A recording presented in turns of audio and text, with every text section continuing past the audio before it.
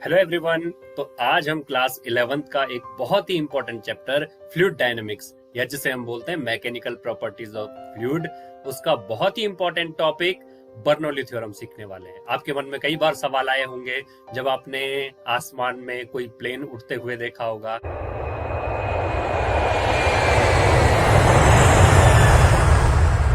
कि ये कैसे उड़ता है। तो इन सभी सवालों के जवाब आपको इस वीडियो में मिल जाएंगे, तो इस वीडियो को पूरा जरूर देखें। तो चलिए स्टार्ट करते हैं बर्नौली थ्योरम। तो बर्नौली थ्योरम सीखने के लिए हमें पहले इक्वेशन ऑफ कंटिन्यूटी आनी चाहिए। इक्वेशन ऑफ कंटिन्यूटी आपने देखा होगा कि आपके जो होली आने वाली है उसमें आपके पास वाटर गन होती है, वहां आपको ये देखने को मिलेगी। या शॉर्टकट में मैं आपको समझाऊं कि जैसे आपके पास कोई वाटर गन है या कोई इस तरीके का पाइप है, तो यहां से जो एक सेकेंड में जितना फ्लूइड जाएगा और यहां से जो एक सेकेंड में फ्लूइड जाएगा, दोनों का जो मास होगा वो सेम होगा। मतलब जितना मास यहां से एक सेकेंड में पास होगा उतना ही एक सेकेंड में यहां से भी पास होगा। चलो इसका डेरिवेशन देख लेते हैं, बहुत छोटा सा है और एग्जाम्पल आपको मिल जाएगा आपके होली के दिन वाटर गन में। तो देखते हैं इसका अगर क्रॉस सेक्शन एरिया ए है A1 और इसका क्रॉस सेक्शन एरिया है A2, तो अगर हमने यहाँ पर वॉल्यूम निकालना है, वॉल्यूम को लिख लेते हैं V1। तो वॉल्यूम कैसे निकालेंगे? वॉल्यूम होता है क्रॉस सेक्शन एरिया, ये जो क्रॉस सेक्शन एरिया है, इनटू कितना डिस्टेंस इसने ट्रेवल किया। तो यहां से यहां तक की डिस्टेंस सपोज मान लेते हैं हम L1 और इसने ये एक सेकंड में ट्रेवल किया, तो जो वॉल्यूम हो जाएगा, वॉल्यूम कितना हो जाएगा इसका? A1 into L1 divide by T1, या 1 सेकेंड में है तो ये 1 सेकेंड लिख लेते हैं। तो यहां से लेंथ पर यूनिट टाइम क्या होता है हमारा? वेलोसिटी। तो यहां से जो वॉल्यूम आ जाएगा वो वॉल्यूम कितना आ जाएगा? V1 is equal to A1, और जो ये है इसको लिख सकता हूं मैं वेलोसिटी V1। ये अलग, ये V वॉल्यूम को मैं बड़ा सा बना रहा हूँ, ये स्मॉल v है जो वो है वेलोसिटी, और जो कैपिटल V है वो है वॉल्यूम। वैसे अगर हम V2 निकाले, V2 क्या होगा? यहां से इससे जितना फ्लूइड एक सेकेंड में पास होगा। तो एक सेकेंड में सपोज दैट इसने भी लेंथ L2 कवर करी और एक सेकेंड में ट्रेवल किया, तो जो वॉल्यूम आ जाएगा यहाँ से कि कितना वॉल्यूम गया, तो उस वॉल्यूम को निकाल सकते हैं हम। V2 is equal to area कितना इसका, cross section area A2, distance कितनी कवर करी? L2, और कितने टाइम में? 1 सेकेंड में। तो ये यहाँ से लेंथ पर यूनिट टाइम क्या होता है हमारे पास? वेलोसिटी। तो जो वॉल्यूम 2 आ गया वो कितना आ गया? A1 A2 V2, और जो स्मॉल v है वो क्या है हमारे पास? वेलोसिटी। कैपिटल V क्या है? वॉल्यूम।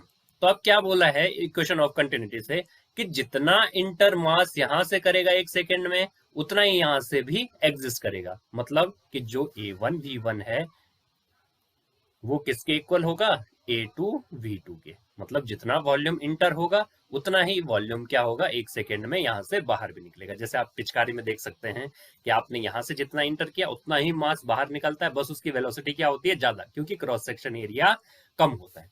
तो यहां से हम समझ सकते हैं कि अगर क्रॉस सेक्शन एरिया कम है तो वेलोसिटी ज्यादा होगी, और अगर क्रॉस सेक्शन एरिया ज्यादा है तो वेलोसिटी कम होगी।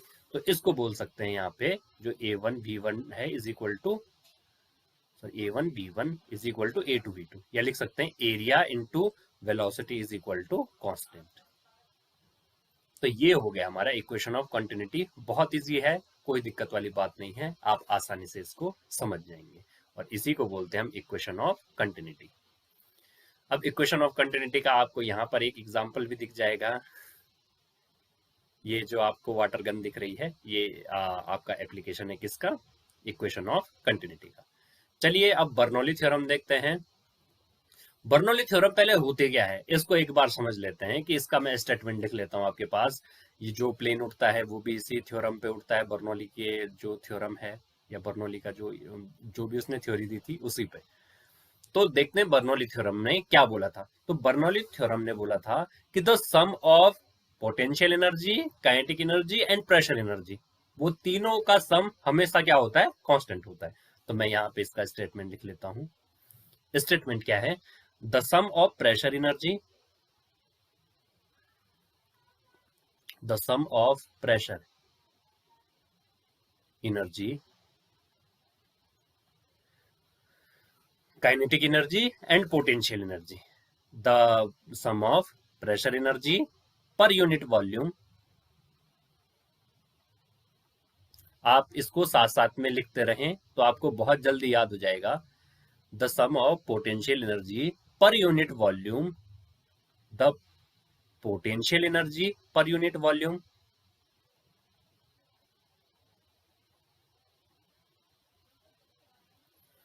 Per unit volume, the kinetic energy per unit volume, या लिख ले यहां पर and the kinetic energy, kinetic energy per unit volume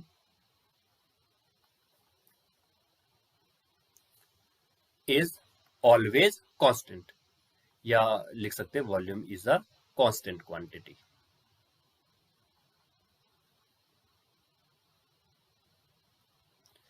तो क्या बोला है बर्नौली ने कि जो प्रेशर एनर्जी होगी, पोटेंशियल एनर्जी होगी per unit volume, pressure energy होगी पर यूनिट वॉल्यूम, इन सब का सम क्या होगा, कांस्टेंट होगा। कि sum of pressure energy, potential energy and kinetic energy, इन तीनों का जो सम होगा वो क्या होगा, कांस्टेंट होगा। या यहां से लिख सकते हैं हम कुछ भी लिख लो। तो ये तो हो जाएगा sum of potential energy plus kinetic energy plus pressure energy, energy is equal to constant. ये तो जनरल इसकी क्या हो गई डेफिनेशन, या इस तरीके से इसको डिफाइन कर सकते हैं। अब चलिए स्टार्ट करते हैं कि इसका डेरिवेशन। तो यहां पर क्रॉस सेक्शन एरिया है इसका A1 और यहां पर क्रॉस सेक्शन एरिया है A2। यहां पे जो एरिया है वो है A1 और यहां पर जो एरिया है वो है A2। यहां पर जो प्रेशर लग रहा है वो है P1 और यहां जो प्रेशर लग रहा है वो है P2। ये दोनों अलग अलग हाइट पर हैं, तो यहां से यहां तक की हाइट है H1 और ये जो हाइट है ये है H2। तो सबसे पहले पॉइंट ए, इसका नाम इन्होंने बी लिखा हुआ है, चलो बी ही लिख लेते हैं। तो पॉइंट बी पर सबसे पहले हम चेक करते हैं कि पॉइंट बी पर फोर्स कितना लगेगा। तो लिख लेते हैं force acting on point B, acting on point B. तो बी पर कितना फोर्स लगेगा, फोर्स का फॉर्मूला होता है जैसे प्रेशर का फॉर्मूला होता है perpendicular force divide by area. तो यहां से फोर्स क्या हो जाएगा, force is equal to pressure into area. तो यहां से मैं इसको लिख सकता हूं प्रेशर कितना लगा P1 और क्रॉस सेक्शन एरिया कितना है A1, तो इसको लिख सकते हैं P1 A1। तो ये फोर्स लगा पॉइंट बी पर। अब चेक करते हैं कि वर्क डन कितना हुआ। तो work done is equal to क्या होता है,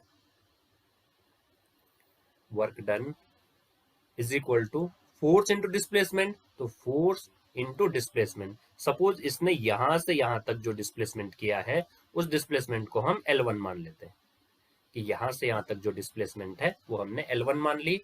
तो यहां से 1 सेकेंड में जो डिस्प्लेसमेंट किया वो क्या हो जाएगा, L1 divide by displacement. L1 1 second में किया डिवाइड बाय, अगर मैं इसे 1 सेकेंड लिख लूं तो यहां से जो फॉर्मूला आ जाएगा वर्क डन का वो कितना आ जाएगा, F1 की जगह मैं P1 लिख लेता हूं तो यह आ जाएगा P1 A1। और डिस्टेंस अपॉन टाइम क्या होता है, वेलोसिटी। तो यहां से जो वर्क डन आया वो आया P1 A1 V1, इसको लिख लेता हूं मैं W1। तो यहां से आपको एक इक्वेशन मिल गई, जो वर्क डन आया वो कितना आया, P1 A1 V1।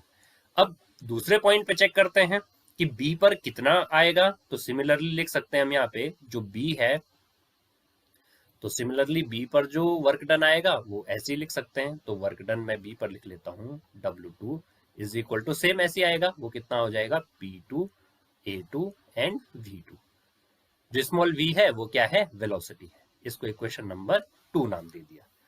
अब क्या करते हैं, जो नेटवर्क डन होगा, नेटवर्क डन कैसे निकालेंगे, P1 A1 V1 में से P2 A2 V2 माइनस कर लेंगे। तो यहां से लिख लेते हैं नेटवर्क डन।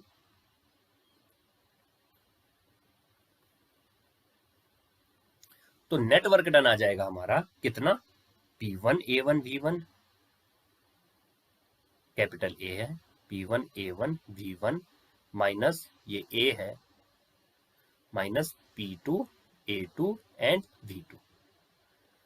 अब क्या करेंगे, हमें आपने इक्वेशन ऑफ कंटिन्यूटी से देखा है कि जो A1 V1 है वो इक्वल है A2 V2 के। तो यहां से लिख लेता हूं मैं, जो वर्क डन आएगा वो P1, और जो A1 V1 है ये V1 वेलोसिटी है, P1 A1 V1। तो यहां से इक्वेशन ऑफ कंटिन्यूटी से A1 V1 is equal to A2 V2, तो ये तो कांस्टेंट हो गया। और A1 V1 को मैं क्या लिख सकता हूँ, वॉल्यूम। तो इसको लिख लिया मैंने कैपिटल V। तो P1 V minus P2 V, ये क्या आ गया हमारे पास, नेट वर्क डन। अब आपको एक आध फॉर्मूले और याद रखने हैं। क्या याद रखना है आपने, यहां से कि जो वॉल्यूम होता है, वॉल्यूम इज इक्वल, या density is equal to mass upon volume. तो यहां से वॉल्यूम इज इक्वल टू क्या लिख सकता हूं मैं, volume is equal to mass upon density. तो आपने यही यूज करना है कहां पर, इस इक्वेशन में। तो इसको दे दिया इक्वेशन नंबर 2 नाम, और यहां लिख लेते हैं हम work done is equal to, या यहां लिख लेता हूं मैं work done is equal to कितना, P1, और V1 की जगह लिख लेता हूं मैं M divide by row, minus P2, और इसकी भी जगह लिख लेता हूं M डिवाइड बाई रो। तो ये आ गया हमारे पास वर्क डन। अब इसके बाद क्या करना है कि जो वर्क डन है वो प्रेशर एनर्जी जितना फ्लूइड पे इंक्रीज होगी उतना ही मतलब जो वर्क डन होगा by pressure energy is equal to the increase in kinetic energy and potential energy. तो जितना काइनेटिक एनर्जी और पोटेंशियल एनर्जी इंक्रीज होगी उतना ही क्या होगा, वर्क डन होगा, प्रेशर एनर्जी के, जो प्रेशर एनर्जी वर्क डन करेगी। तो यहां से लिख लेते हैं हम सबसे पहले इंक्रीज इन पोटेंशियल एनर्जी। तो अगर यहां पर पोटेंशियल एनर्जी कैलकुलेट करें किसी पॉइंट पर, मैं यहां लिख लेता हूं इंक्रीज इन पोटेंशियल एनर्जी, या इसको मैं यहां से मिटा देता हूं। आप एक बार चलिए दूसरी स्लाइड में देख लेते हैं।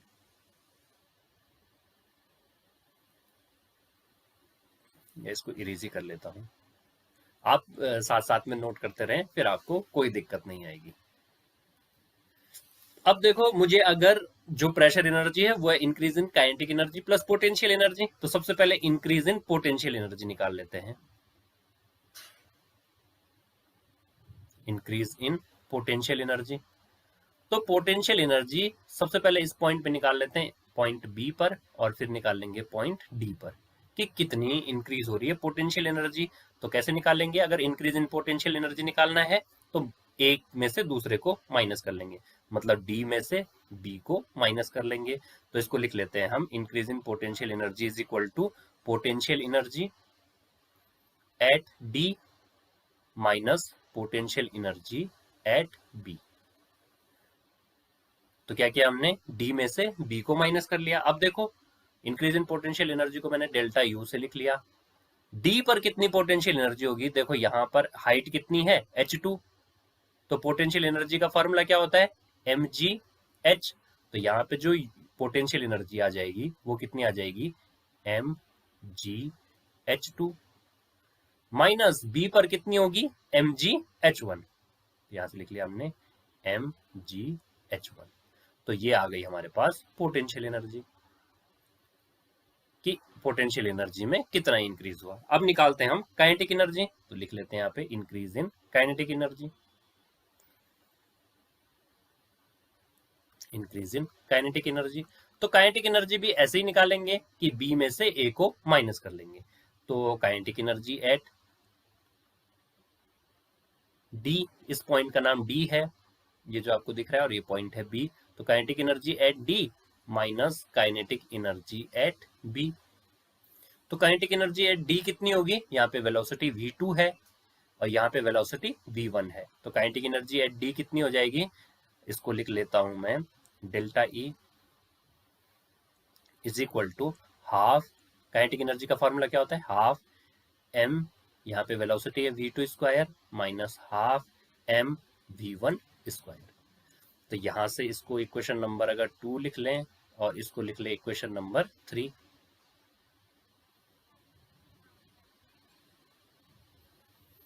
और इससे पहले वाली लाइन में मैंने क्या बोला था कि जो प्रेशर एनर्जी होगी वो sum of increase in kinetic energy plus potential energy के बराबर होगी।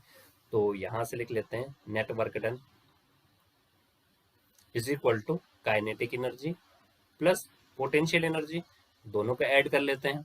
तो काइनेटिक एनर्जी और पोटेंशियल एनर्जी जैसे ही हमने ऐड किया हमारे पास क्या मिल जाएगा, इक्वेशन 2 और 3 में से वर्क डन किसके इक्वल था, इसको हमने इक्वेशन नंबर 1 माना था, वो आया था वर्क डन हमारा P1 m by rho minus P2 m by rho, यह आया था डेल्टा W। इससे पहले वाली इक्वेशन ध्यान नहीं तो आप बैकवर्ड करके देख सकते हैं।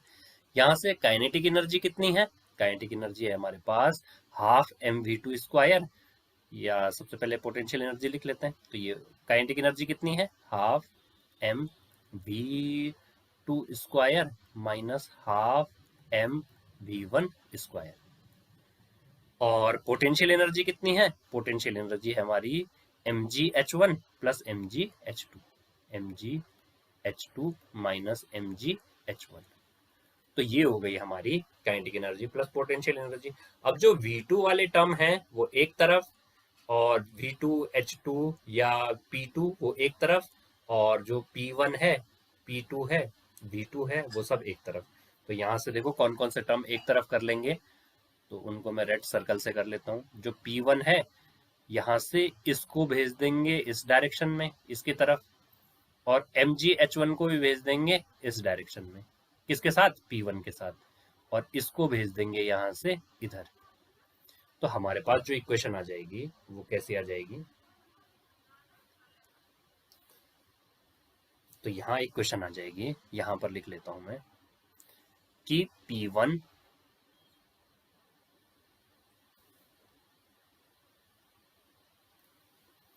m बाई रो, ये इधर आके प्लस हो जाएगा, प्लस लिख लेता हूं मैं हाफ mv1 स्क्वायर, और mgh1 भी इधर आके हो जाएगा प्लस mgh1,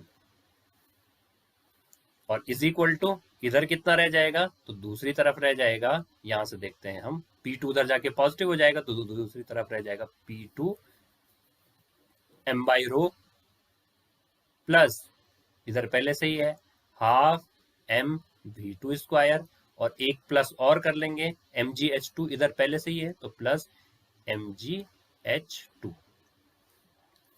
यहां तक कोई कंफ्यूजन नहीं होगा। अब क्या करेंगे हम कि इसको एक काम कर देते हैं, रो से पूरी इक्वेशन को मल्टीप्लाई कर लेते हैं। तो यहां से हमारे पास क्या इक्वेशन आ जाएगी, या देखो यहाँ पे आपको m दिख रहा होगा हर जगह, तो पहले तो m को कैंसिल कर लेते हैं हर जगह से। यहाँ से m कैंसिल, यहाँ से भी m कैंसिल, ये भी m, इधर से भी m, ये m और ये m, सारे कैंसिल हो गए। तो यहाँ पर जो इक्वेशन मिली एक बार मैं उसको लिख लेता हूँ बिल्कुल साफ साफ। क्या इक्वेशन बनेगी, P1 divide by rho plus half V1 square plus GH1 is equal to, दूसरी तरफ भी ऐसी इक्वेशन मिलेगी, P2 divide by rho plus half V2 square, और प्लस एक और टर्म रह जाएगा GH2। तो ये फिलहाल आपकी यहां तक की इक्वेशन ये मैंने लिख ली है। अब मैं इसको थोड़ा और आगे लिख लेता हूं, शुरुआत की चीजें मेरे को थोड़ा सा मिटानी पड़ेंगी। तो यहां से हमारे पास ये इक्वेशन छोड़ के मैं सारी चीजें मिटा देता हूं।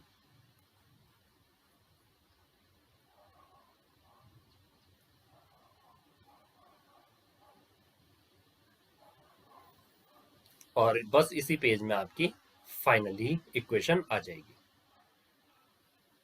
अब क्या करेंगे आप, ये इक्वेशन आपको मिल गई है, अब इसको रो से मल्टीप्लाई कर लेते हैं। किस इक्वेशन को, ये वाली इक्वेशन है जो आपकी, इसको मैंने रो से मल्टीप्लाई कर लिया।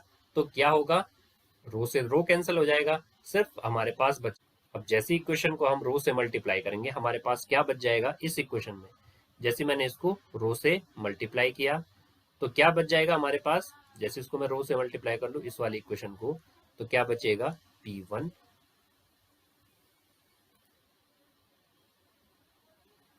यहां से बचेगा P1 plus half rho v1 square plus रो gh1।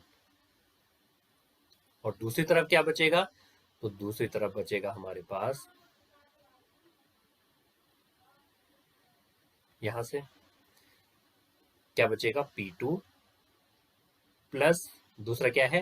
Half rho v2 square plus half rho sorry half rho gh2। अब इस इक्वेशन में देखें, यहाँ बस P1 है, यहाँ P2 है, यहाँ v1 स्क्वायर है, यहाँ v2 स्क्वायर है, यहाँ h2 है, यहाँ h1 है। तो हम इसको लिख सकते हैं P1 प्लस सॉरी P सिर्फ P लिख लें plus rho half rho v square plus rho G H is equal to, देखो दोनों तरफ सेम है तो इसको लिख लेता हूं मैं कांस्टेंट। तो यहां से आपको इक्वेशन मिल गई है और यही इक्वेशन है, इसी को बोलते हैं हम बर्नौली थ्योरम। तो मैंने शुरू में क्या बोला था कि प्रेशर एनर्जी, तो ये क्या है हमारे पास? Pressure energy. ये क्या है? Kinetic energy. और ये क्या है? Potential energy. तो शुरुआत में ही आपको इसका जो मैंने स्टेटमेंट लिखवाया था वो हमने क्या कर लिया है? प्रूव कर लिया है। तो इक्वेशन नंबर जो भी है ये, इसका नाम मैं अगर ए लिख लूं तो इसी इक्वेशन को क्या बोलेंगे हम? This equation is called Bernoulli theorem. तो अगर आपको ये अच्छे से समझ में आ गया है तो इसको एक बार नोट कर ले और एक बार दोबारा खुद से अगर कहीं पर समझ में नहीं आया तो आप इसको रिवाइंड करके देख सकते हैं। अगर आपने वीडियो लास्ट तक देख लिया है तो जरूर कमेंट करें कि आपको वीडियो कैसा लगा। कहीं पर समझ में नहीं आया तो जरूर बताएं कहाँ समझ में नहीं आया।